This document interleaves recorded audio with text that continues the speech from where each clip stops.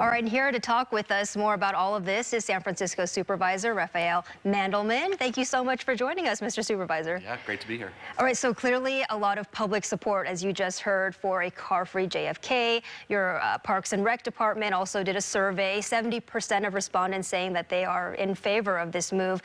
So what's your reaction to this finally becoming a reality? Well, it was, as you said, 12 hours of debate on Tuesday. It was a long day, and people had a lot of feelings on all sides of the issue. But I think, the board made the right decision. I think that, people loved car-free JFK through the pandemic. And as we come out of the pandemic, I think other cities around the world have done things like this, have converted roads to recreation space. And I think it makes a lot of sense. It makes sense for the environment. It makes sense for kids. We did hear and have heard concerns from people about access issues, and I think we are going to have to do some work over the next months and years to increase access for disabled folks and folks who live far away from the park. But I think this was the right move for San Francisco. Can you describe the energy in that room as that debate was going on? I mean, there were hours and hours of that. What was that like? Yeah, well, I think the supervisor's energy waned by the end. I'm sure, I can imagine. People are passionate about this. I think people who supported car-free JFK saw this as being about the environment and about pedestrian and bicycle safety, and people who were opposed, felt like this was keeping people out of the park, and that is not the intention. I think there's a lot of things that we can do to make the park more accessible than it was before. And it sounds like you've proposed some legislation in response to what some of the critics in response to some of the critics' concerns about, mobility access issues for those who might be seniors wanting to get to the museum. Can you walk us through some of that legislation? Yeah, I mean, there's, I think, 40 different points in there of things that we're going to work on. But one thing is there needs to be more disabled parking, more access in that way. And so we're striping a bunch of new disabled parking spaces around the park. We need to let people know that you actually can get basically to the front door of the museum if you drive into the garage. So we need to provide a lot more signage around how you can get around the park now. It's still possible to get pretty much anywhere you want to get.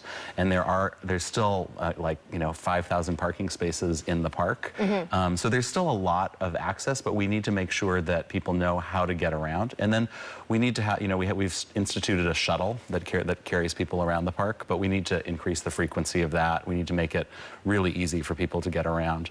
That's a flavor of some of the things we're going to do. We're doing some work around the garage, particularly for low-income folks, to make them able to access the museums in particular. And so, I think it's not going to be done in the snap of the fingers. I think we're going to have to continue working on this, but the board's committed, the mayor's committed, and we're going to make car-free JFK continue, but also make the park more accessible for all. And the legislation itself has been passed? It's passed. Okay, so these 40 different initiatives, how soon can we start to see maybe construction, and where is the funding coming from? Well, some of them have already started. So there is a shuttle, but we need to appropriate to increase service and have it run more frequently.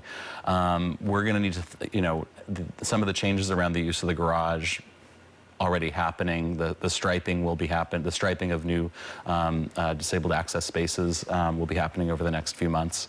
And beyond that, thinking about rethinking the use of the garage and maybe thinking about ways to make it cheaper for everyone. That's going to take a little more time, but I think we'll get there. And any word on where the funding specifically will come from for these projects? I mean, we're going to have to figure out a way somehow. We have a very large city budget, $13 billion, and we're going to have to... Our parks are one of the things that I think all San Franciscans feel actually great about, or most San Franciscans feel great about. These are worthwhile investments, and we want Golden Gate Park to be for everyone. We want all our parks to be for everyone. How should people envision Golden Gate Park in 5-10 years? Well, I think we're going to have this amazing, car-free promenade continued. I think, I hope that our museums have come back from the pandemic, that tourism has revived, that people, the Ferris wheel might still be there, that it's a destination for folks anywhere from any neighborhood in San Francisco, but really for folks around the world, that people know about Golden Gate Park and love it and love the institutions there.